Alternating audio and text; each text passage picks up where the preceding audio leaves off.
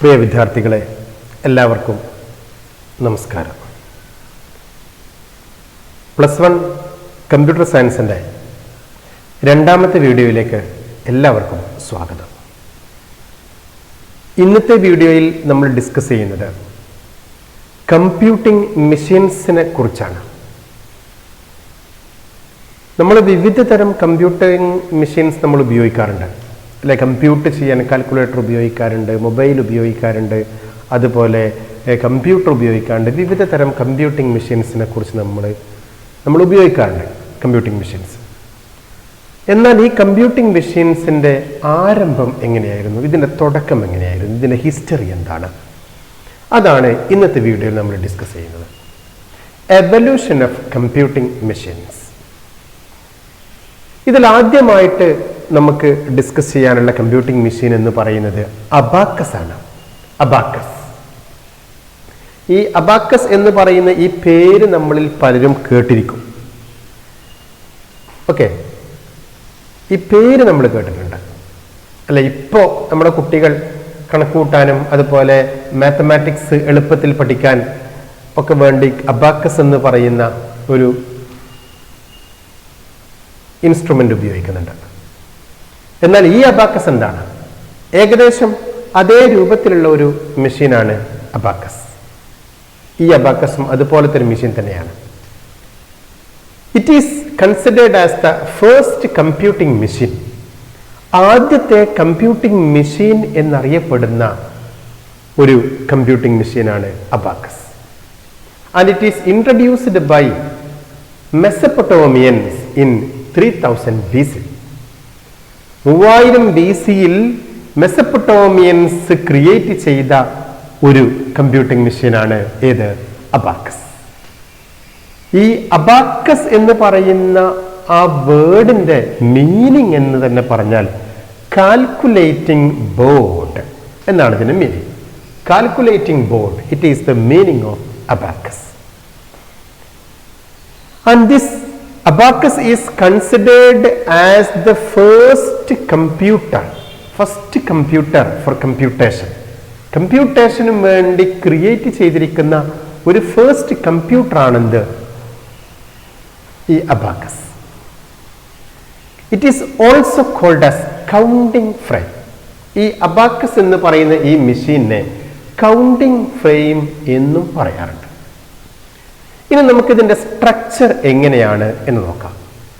The structure of this abacus is a frame is there in outer area. ഒരു frame ഉണ്ടാകും. In that frame some vertical wires are there. വെർട്ടിക്കലായിട്ട് കുറെ wires കൊടുത്തിട്ടുണ്ടാവും. And there will be a horizontal wire. ഒരു horizontal wire അല്ലെങ്കിൽ ഒരു rod horizontal ആയിട്ടും ഘടിപ്പിച്ചിട്ടുണ്ടാവും. And this horizontal rod or wire will divide the abacus into 2 parts. It is the upper part or upper desk എന്നൊക്കെ നമ്മൾ പറയും. Upper part. And it is the lower part. This upper part is named as heaven. Heaven എന്ന് പറയും, heaven. And the lower part is termed as earth. Earth എന്ന് പറയും. അപ്പൊ upper പാർട്ടിനെ നമ്മൾ heaven എന്ന് പറയും, ലോവർ പാർട്ടിനെ എർത്ത് എന്നും പറയും. ഇനി ഇതിന്റെ ലോവർ പാർട്ടിൽ 5 ബീഡ്സ് ഉണ്ടാകും. 5 ബീഡ്സ്. അപ്പർ പാർട്ടിൽ 2 ബീഡ്സ് ഉണ്ടാകും. ഈ അപ്പർ പാർട്ടിലെ ഓരോ ബീഡിന്റെയും വാല്യൂ 5 എന്നും ലോവർ പാർട്ടിലെ ഓരോ ബീഡിന്റെയും വാല്യൂ 1 എന്നുമാണ്. ഇനീഷ്യലി ഈ ലോവർ പാർട്ടിലെ ബീഡ്സ് ഒക്കെ താഴെയായിരിക്കും ഉണ്ടാവുക. അതുപോലെ അപ്പർ പാർട്ടിലെ ബീഡ്സ് ഒക്കെ മുകളിലായിരിക്കും ഉണ്ടാവുക. ഇനി ഓരോരോ നമ്പേഴ്സ് റെപ്രസെന്റ് ചെയ്യാൻ വേണ്ടി നമ്മൾ ഇതിൽ ഓരോ ബീഡിന്റെ മുകളിലേക്ക് ഇങ്ങനെ നീക്കി കൊടുത്തിട്ട്, അതുപോലെ മുകളിലെ പാർട്ടിലാണെങ്കിൽ താഴേക്ക് നീക്കി കൊടുത്തിട്ടാണ് നമ്മൾ എന്ത് ചെയ്യുക? നമ്പേഴ്സിനെ റെപ്രസെന്റ് ചെയ്യാം. ഓക്കെ, അപ്പൊ ഈ അബാക്കസ് എന്ന് പറയുന്ന ആ കൗണ്ടിംഗ് ഫ്രെയിമിന്റെ ഒരു സ്ട്രക്ചർ നിങ്ങൾക്ക് മനസ്സിലായി എന്ന് വിചാരിക്കുന്നു. ഓക്കെ, എല്ലാവർക്കും മനസ്സിലായല്ലോ. ഇനി എല്ലാവരും ഒന്ന് ബോർഡിലേക്ക് ഒന്ന് നോക്കാം. ഞാനിവിടെ 2 അബാക്കസിന്റെ സ്ട്രക്ചർ വരച്ചിട്ടുണ്ട്. അപ്പം ഇവിടെ ഈ ഒരു സ്ട്രക്ചർ ഇതിന് ഞാൻ 1 എന്ന് കൊടുത്തു, ഈ സ്ട്രക്ചറിന് ഞാൻ 2 എന്ന് കൊടുത്തു. ഇനി നമുക്ക് വേണ്ടത് identify the numbers from the abacus. ഈ രണ്ട് അബാക്കസിലും ഇപ്പൊ റെപ്രസെന്റ് ചെയ്തിരിക്കുന്ന നമ്പർ ഏതാണ് എന്ന് ഐഡന്റിഫൈ ചെയ്യാൻ. അതാണ് ഈ ഭാഗത്തുനിന്ന് മുമ്പ് പരീക്ഷകൾക്ക് കണ്ട് വന്നിട്ടുള്ള ഒരു ചോദ്യം. നോക്കാം. ആദ്യം ഒന്നാമത്തെ നോക്കാം. ഇതിൽ റെപ്രസെന്റ് ചെയ്തിരിക്കുന്ന നമ്പർ ഏതാണ്? അപ്പൊ ഇവിടെ നമ്മൾ ശ്രദ്ധിക്കേണ്ട കാര്യം, നമ്മൾ എന്ത് പറഞ്ഞു? ഈ താഴത്തെ ഈ ഡെക്കിലുള്ള ഈ ഭാഗത്തുള്ള അല്ലെങ്കിൽ ഏർത്തിലുള്ള ഓരോരോ ബീഡിനും വാല്യൂ 1 ആണ്. മുകളിലുള്ള ഡെക്കിലെ ഓരോന്നിന്റെയും വാല്യൂ 5 ആണ് എന്നും നമ്മൾ പറഞ്ഞു. അപ്പൊ നമുക്ക് ഇത് നീക്കുന്നതിനനുസരിച്ചാണ് നമ്മൾ ഇതിന്റെ വാല്യൂ ഉണ്ടോ ഇല്ലേ എന്ന് പറയാം. ഇതെല്ലാം താഴെയാണെങ്കിൽ വാല്യൂ 0 ആണെന്ന് പറയും. 1 നീക്കിക്കഴിഞ്ഞാൽ 1 എന്ന് പറയും, 2 നീക്കിക്കഴിഞ്ഞാൽ 2 എന്ന് പറയും. അപ്പൊ ഇവിടെ നോക്കാം. ഇവിടെ നമ്മൾ നോക്കുമ്പം ഈ മുകളിലത്തത് നീക്കിയിട്ടില്ല, അപ്പൊ അവിടെ വാല്യൂ ഒന്നുമില്ല. ഇവിടെ താഴേക്ക് നോക്കുമ്പം 2 നീക്കി, അപ്പൊ ഇതിന്റെ വാല്യൂ 2. ഓക്കെ, 2. ഇനി ഇപ്പുറത്ത് നോക്കാം. ഇപ്പുറത്ത് നോക്കുമ്പോൾ ഇതിന്റെ വാല്യൂ നമ്മൾ 2 എന്ന് പറഞ്ഞു. ഇനി ഇവിടെ നോക്കുമ്പോൾ ഇവിടുന്ന് 1 ഇങ്ങോട്ട് നീക്കി, അത് 5. പിന്നെ ഇവിടെ 2. ഇപ്പൊ 5, 6, 7 അല്ലെ? ഇവിടെ 5, ഇവിടെ 2, 7. ഇനി ഇവിടെ നോക്കാം. ഇവിടെ നോക്കുമ്പോൾ മുകളിൽ നീക്കിയിട്ടില്ല, ഇവിടെ 4 ഉണ്ട്. അപ്പൊ നമുക്ക് 4 നീക്കിയത്, അതിനെ 4 എന്ന് കൊടുക്കാം. ഇനി ഇവിടെ മുകളിൽ നിന്ന് 1, അപ്പൊ 5, ഇവിടെ നിന്നും 1, അപ്പൊ 5, 1, 6. അപ്പൊ ഇതിൽ റെപ്രസെന്റ് ചെയ്തിരിക്കുന്ന നമ്പർ എന്ന് പറയുന്നത് 6472. ഇതാണ് ഇതിൽ റെപ്രസെന്റ് ചെയ്തിരിക്കുന്ന നമ്പർ, 6472. ഓക്കെ. ഇനി നമുക്ക് രണ്ടാമത്തെ അബാക്കസ് ഒന്ന് പറഞ്ഞു നോക്കാം. ഏതാണ് നമ്പർ എന്ന് പറയുന്നത്? ഇവിടെ മുകളിലില്ല, ഇവിടെ 3. അപ്പൊ ഇത് നമുക്ക് 3 എന്ന് കൊടുക്കാം. ഇനി ഇവിടെ മുകളിൽ 1 മാത്രം, ഇവിടെ ഉണ്ടാവും ഇല്ല, അപ്പോ ഇവിടെ 1 ആണെങ്കിൽ 5 മാത്രം, ഇവിടെ ഒന്നുമില്ല, അപ്പോ 5. ഇനി ഇവിടെ നമ്മൾ നോക്കുമ്പോൾ ഇവിടെ മുകളിൽ നീക്കിയിട്ടില്ല, താഴെ 1 മാത്രം, അപ്പോ 1. അപ്പോ ഈ അബാക്കസിൽ റെപ്രസെന്റ് ചെയ്തിരിക്കുന്ന നമ്പർ എന്ന് പറയുന്നത് 153 ആണ്. ഓക്കെ, ഈ രൂപത്തിലാണ് നമ്മൾ ഓരോ അബാക്കസിലും എങ്ങനെയാണ് ഇത് റെപ്രസെന്റ് ചെയ്തിരിക്കുന്നത് എന്ന് നമുക്ക് മനസ്സിലാവാം. ഓക്കെ. പിന്നെ ഇതിന്റെ മെയിൻ പർപ്പസ് എന്ന് പറയുന്നത് ബേസിക് കാൽക്കുലേഷൻസ് റെപ്രസെന്റ് ചെയ്യാൻ, അഡീഷൻ, അതുപോലെ സബ്ട്രാക്ഷൻ, മൾട്ടിപ്ലിക്കേഷൻ, ഇതൊക്കെ റെപ്രസെന്റ് ചെയ്യാൻ വേണ്ടിയിട്ട് നമ്മൾ എന്തുപയോഗിക്കും? അബാക്കസ് ഉപയോഗിക്കും. മെയിനായിട്ട് അഡീഷനും മൾട്ടിപ്ലിക്കേഷനും ഒക്കെ റെപ്രസെന്റ് ചെയ്യാൻ നമ്മൾ ഈ അബാക്കസ് ഉപയോഗിക്കാറുണ്ട്. അപ്പൊ ഈ അബാക്കസിന്റെ ചെറിയൊരു ഐഡിയ എല്ലാവർക്കും കിട്ടിയില്ലേ? ഇനി നമുക്ക് രണ്ടാമത്തെ ഡിവൈസ് ഏതാണ് എന്നൊന്ന് നോക്കാം. ഓക്കെ. രണ്ടാമത്തെ കമ്പ്യൂട്ടിംഗ് മെഷീൻ എന്ന് പറയുന്നത് നേപ്പിയേഴ്സ് ബോൺസ് എന്നുള്ളൊരു ഡിവൈസാണ്. This Napier's bones is introduced by a mathematician John Napier. This Napier's bonds, this computation machine is made up of bone strips. എല്ലുകൾ കൊണ്ടുള്ള സ്ട്രിപ്പുകൾ. അതുകൊണ്ടാണ് ഇത് ക്രിയേറ്റ് ചെയ്തത്. ഓക്കെ. ആ കമ്പ്യൂട്ടിംഗ് മെഷീനിൽ there are 10 bonds to represent the numbers 0 to 9, and there will be an additional bond, 11th bond, which is used to represent the multiplier. It is mainly introduced to perform multiplication perform ചെയ്യാനാണ്. അതിൽ especially ഒരു long നമ്പറിനെ ഒരു single digit കൊണ്ട് multiply ചെയ്യാനുള്ള കാര്യങ്ങളാണ് ഇത് സ്പെഷ്യലായിട്ട് ഇത് ഡിസൈൻ ചെയ്തത്. ഒരു ലോങ് നമ്പറിന് ഒരു സിംഗിൾ ഡിജിറ്റ് കൊണ്ട് മൾട്ടിപ്ലൈ ചെയ്യാം. ഓക്കെ. അപ്പൊ ഇതാണ് ഇതിന്റെ സ്ട്രക്ചർ എന്ന് പറയുന്നത്. This John Napier is also introduced logarithm അല്ലെ, ലോഗരിതം ടേബിൾ എന്നൊക്കെ നമ്മൾ കേട്ടിട്ടുണ്ട്.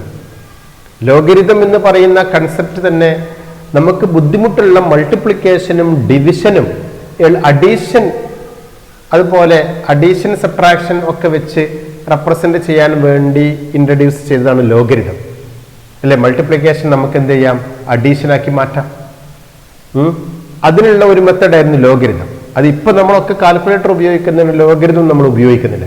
അപ്പൊ ഈ ലോഗരിതം ഇൻട്രൊഡ്യൂസ് ചെയ്തതും ആരാണ്? ജോൺ നേപ്പിയർ എന്ന് പറയുന്ന സയന്റിസ്റ്റാണ്. അപ്പൊ ഇതിന്റെ സ്ട്രക്ചർ എന്ന് പറയുന്നത് ബോൺസ് വെച്ചിട്ട് ആ ബോൺസിൽ നമ്പേഴ്സ് റെപ്രസെന്റ് ചെയ്തിട്ടാണ് ഇതെന്ത് ചെയ്യുക, നമ്മൾ ഇതിൽ കമ്പ്യൂട്ടേഷൻ നടത്താം. ഓക്കെ, അപ്പോൾ നമുക്കിതിന്റെ സ്ട്രക്ചർ ഒന്ന് കാണാം. ഓക്കെ,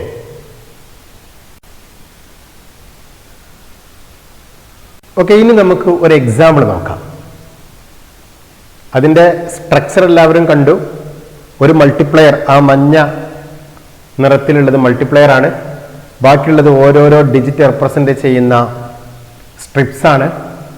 ഇനി ഞാനൊരു എക്സാമ്പിൾ പറയാം, നോക്കാം. ഇപ്പോ 3452 into 4.